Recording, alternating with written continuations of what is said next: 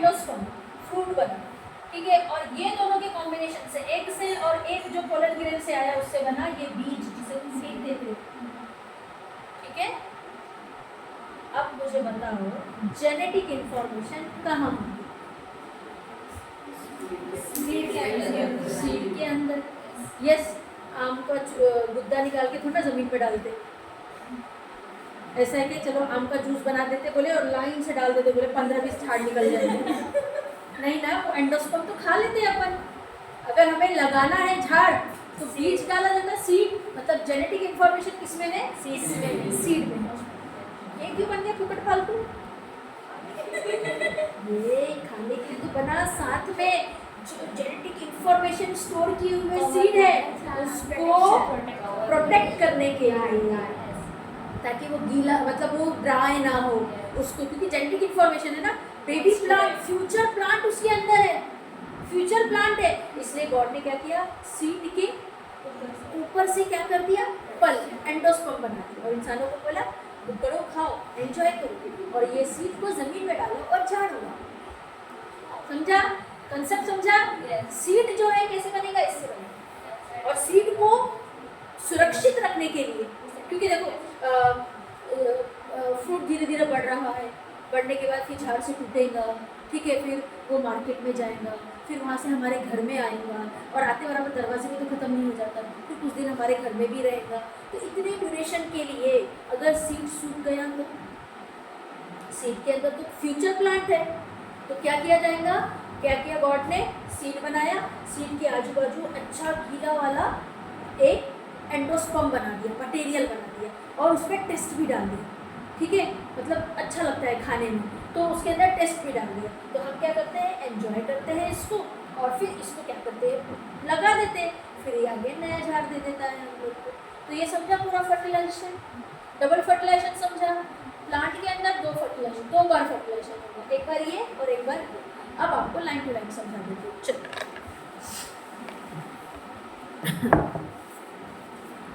Pollination हो गया, stigma become sticky during pollination, pollen germinated when they fall upon such sticky stigma. Pollen का germination होता है, germination यानी कि उसकी बढ़त होती है जब वो कहाँ गिरते हैं, स्टिकी स्टिग्मा पर गिरते हैं। Long pollen tube and 2 male gamete are form, ठीक है, 2 male gamete and pollen tube is form. अब तुम्हारे ध्यान में ये पिक्चर रहने को ना, ठीक है, are form. The pollen tube carry male gamete, pollen tube धीरे धीरे, ठीक है, धीरे धीरे इनको कैरी करके यहाँ तक लेकर जा रहा है, ठीक है, यहाँ से धीरे धीरे पोलन ट्यूब, ठीक है, carry, pollen tube carry, pollen tube क्यों बड़ा हो रहा है, उसका क्या मकसद है, क्योंकि इसे कैरी करना है मेल गैमेट्स को। क्या है ये, मेल गैमेट्स, जर्म सेल, मतलब मैं यहाँ लिख देती हूँ मेल गैमेट, ठीक है, male gametes, pollen tube carry male gametes, ठीक है, लेकर चला वो अपना कारवा। Pollen tube reaches the embryo sac via style. हम बोलते हैं ना भाई, चंद्रा आप राजूरा पहुँचे, अगर मुझे बोलते थे राजूरा आप कैसे पहुँचे, वाया मतलब कोई चंद्रपुर से अगर राजूरा पहुँचा तो राजूरा जाने के 2 तरीके हैं, एक आष्टी होकर जा सकते हैं और एक बल्लाशाह होकर जा सकते हैं। तो हम किसी ने पूछा भाई चंद्रपुर से आए हो, कहाँ से कैसे आ रहे हो, तो हम बोल सकते हैं वाया बल्लाशाह। अगर बल्लाशाह से गया, और अगर आष्टी से गए तो हम बोलते थे वाया आष्टी। तो वाया यानी कि कौन से तरीके से जा रहे हैं, तो आप क्या लिखोगे, pollen tube reaches to ovary, pollen tube reaches to ovary via style. बस समझ में आ रही है, ठीक है, pollen tube reaches to ovary via style, via style. Tip of the pollen tube burst and 2 male gametes are released in embryo sac. 1 male gamete united with egg cell to form zygote. This is fertilization. Second male gamete united with polar nuclei and endosperm is formed. देखो कितना कितना प्यारा description है, और आपको क्यों hard लगता है मुझे मालूम है, ठीक है। पोलन ग्रेन, ठीक है, गेट शिफ्टेड टू, ऐसे भी लिख सकते हो, get shifted to the sticky stigma and germination of, ठीक है, pollen tube along with 2 male gamete, pollen tube along with 2 male gamete reaches to ovary via style, ठीक है। Pollen tube get burst, pollen tube क्या हो जाएगा? Burst, फट जाना, burst. And 2 male gamete, ठीक है, गेट रिलीज। 2 मेल गैमेट क्या हो जाएंगे? रिलीज। इमेजिनेशन करके पढ़ो, और आज वीडियो भी आपको मिल जाएगा उसके ऊपर, तो उसको देख लेना। तो 2 मेल गैमेट गेट रिलीज, पढ़ते वक्त आपको इमेजिनेशन करना पड़ेगा कि पोलन ट्यूब से 2 मेल गैमेट जो है वो जा रहे हैं ओवरी की तरफ, and pollen tube get burst, 2 male gamete get release. अब बताना है कौन किसके साथ कंबाइन हो रहा है, सिंपल। 1 मेल गैमेट,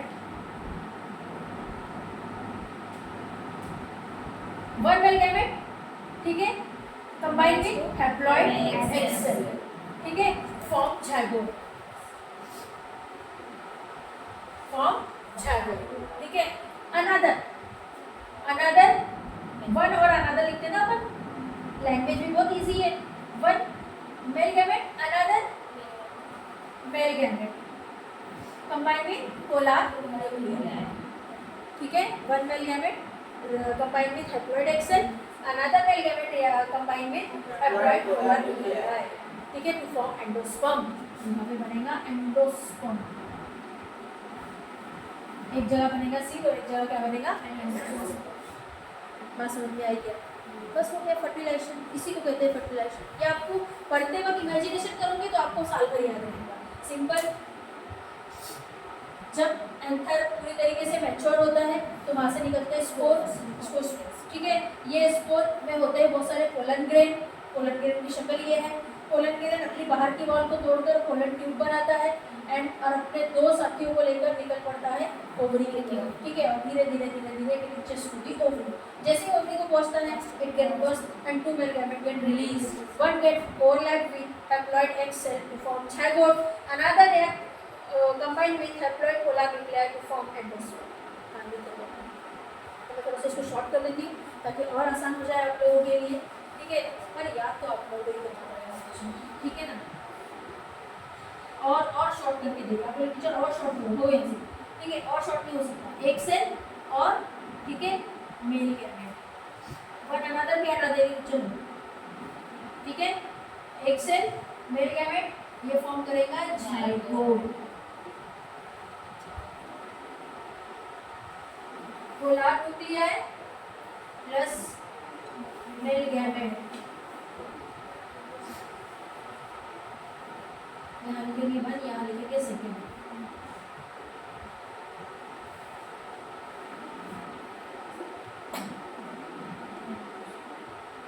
बच्चों zygote का मतलब ही क्या होगा? सीड, और इसका मतलब ये क्या बनेगा? फ्रूट, ठीक है। समझ गए फर्टिलाइजेशन?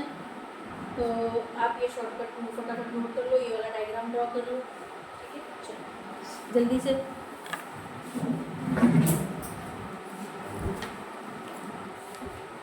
अब सीड जर्मिनेशन क्या होता है बच्चों कि ये जो zygote बना, ठीक है, ये धीरे धीरे सीड बन जाता है और उसको प्रोटेक्ट करने के लिए इसके आजू बाजू एंडोस्पर्म होता है, ठीक है। जब तक एंडोस्पर्म रहेगा तब तक सीड को कुछ नहीं हो सकता, ठीक है, कुछ भी नहीं हो सकता, ठीक है। एंडोस्पर्म रहता है गीला, वाटरी होता है ना, ठीक है। तो जब तक एंडोस्पर्म है तो उसको कुछ नहीं होगा, वो सीड जो है बिल्कुल फिट एंड फाइन रहेगी। फिर ये सीड क्या होता है? It gate fallen into soil, soil में गिरने के बाद फिर क्या होगा? ये जर्मिनेट हो जाएगा, ठीक है। तो इसी को हम लोग कहते हैं जर्मिनेशन। अच्छा देखो, एप्पल को आप लोग कैसे खाते हो? छिलके खाते हो या ऐसे खाते हो? ऐसे खाते हो, कोई छिलके भी खाता, कोई ऐसे। फ्रूट कवर, कई लोग आम को ऐसे ही खा लेते हैं, कोई आम को छिलके खाता है। तो जो फ्रूट कवर होता है ना, क्या बोले? ऐसे ही खाते दोनों भी। मैं छोटी थी तो मैं ना मैंगो को बिना छिले खाती थी। अब थोड़ी सी नज़ाकत आ गई तो पहले छीलते हैं, बनाते हैं, एक चम्मच से करके खाते हैं, ठीक है। सब है। फ्रूट जो होता है, फ्रूट को जो आप छीलते हो तो वो जो फ्रूट कवर है वो ये है फ्रूट कवर। ओवरी का जो बाहरी हिस्सा रहता है वो बनता है फ्रूट कवर, ठीक है। अब मैं जो शेडेड कर रही हूँ, ये वाला जो पोर्शन है बच्चों, ये बनता है एंडोस्पर्म, गुद्दा खाने वाला, और ये वाला जो पोर्शन है बच्चों वो बनता है सीड। समझा कंसेप्ट? अब आ जाओ, किस किस ने जाम का झाड़ देखा है, फूल देखा है? जाम का फूल देखे, वाइट कलर का होता है, ठीक है। अब कभी अगर दोबारा देखने को मिले तो ज़रूर देखना बच्चों, आप लोग देखोगे, मतलब मेरे घर तो जाम का झाड़ था ही, मुझे पहले से साइंस में बहुत इंटरेस्ट था। तो अब मैं आपको बताती हूँ, जैसे मान लेते हैं कि ये है जाम का झाड़ और ये उसमें है फूल। तो पहले ना जाम नहीं लगता, पहले फूल लगते हैं। किसी इसमें भी पहले फूल लगते हैं ना, फूल लगते हैं। अब ये जो जाम का वाइट कलर का बिल्कुल ऐसा छोटा सा फूल होता है, बिल्कुल एक सा। अब ये जो फूल लगता है वाइट कलर का, ठीक है, इसके हर फूल के यहाँ पर आप देखते होंगे इतना मोटा सा स्वेलन पोर्शन होता है। ये जनरली आपने गुलाब में देखा होगा, गुलाब का फूल, या फिर आप यही वाला फूल देख लो, इसका बेसल एंड मोटा था। गुलाब के फूल में तो बंटे जैसा होता है। सिर्फ कभी रिसर्च की नज़र से मत देखना, मतलब क्या ही बोलूँ मैं आप लोगों को, ठीक है। फ्लावर का जो नीचे का जो एंड होता है वो फूला हुआ होता है। ये आप सबसे अच्छे से किसमें ऑब्जर्व कर सकते हो, रेड रोज़, या हमारे घर में जो फूल लगते हैं रोज़ के, उसमें आप लोग देख सकते हो कि बेसल एंड कैसा होता है, फूला हुआ रहता है, क्योंकि उसके अंदर होती है ओवरी, उसके अंदर बीज होते हैं, ठीक है। तो मैं आपको जाम का एग्जाम्पल बता रही हूँ। तो ये फूल लगे और ये बेसल एंड कैसा होता है, मोटा रहता है, ठीक है। और फिर ये जुड़ा हुआ होता है पत्तों के साथ, फिर यहाँ पे ऐसे पत्ते होते हैं,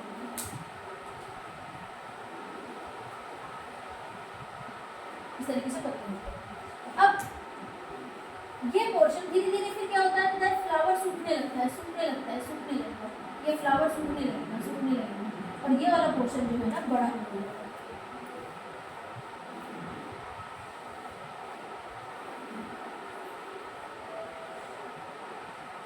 ये पोर्शन बड़ा होने लगता है, धीरे धीरे बड़ा होने लगता है।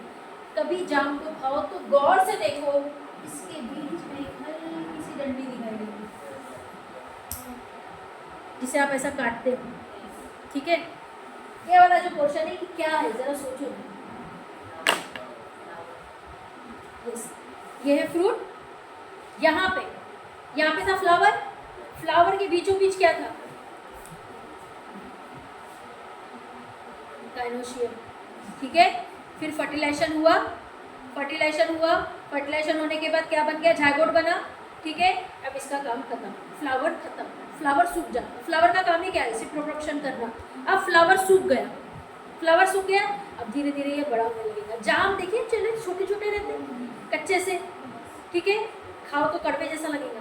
फिर धीरे धीरे जाम कैसे होने लगते हैं, बड़े बड़े बड़े बड़े बड़े बड़े जाम बड़े होने लगते हैं, ठीक है। तो ये पोर्शन धीरे धीरे क्या होने लगता है, बड़े होने लगता है। अब फूल का काम खत्म हो गया, फूल सूख के झड़ जाएगा, ठीक है। तो ये जो टिप होती है ना, ये टिप के ऊपर ही क्या था, गायनोशियम, ठीक है। और ये जो बेसल एंड है वो क्या थी, वो ओवरी थी, और वो धीरे धीरे बड़ी होने लगी, ठीक है। अब सोचो जरा, जाम में कितना सारा फर्टिलाइजेशन होता होगा कि कितने सारे सीड बनते होंगे। खाया हो ना जाम, कितने सारे सीड रहते, और हम उस सीड को फेंकते भी नहीं। ऐसा है कि कोई नहीं, मैं तो बीज निकाल के खाता हूँ नीचे, जाम के बीज निकाल के नहीं खा सकते हम लोग। हाँ, हम लोग सीताफल के खा सकते हैं, ठीक है। हम आम के, या फिर हम लोग, अच्छा, एप्पल के सीड कभी मत खाना, गलती से भी मत खाना, क्योंकि उसके अंदर होता है सीड में साइनाइड। एप्पल के, स्पेशली एप्पल के सीड में होता है साइनाइड, जो कि जहर का काम होता है, ठीक है ना। बाकी तो जाम में सोचो ना, कितना सारा फर्टिलाइजर, कितने सारे बीज बनते हैं, सोचो कितने सारे फर्टिलाइजेशन होते होंगे, ठीक है।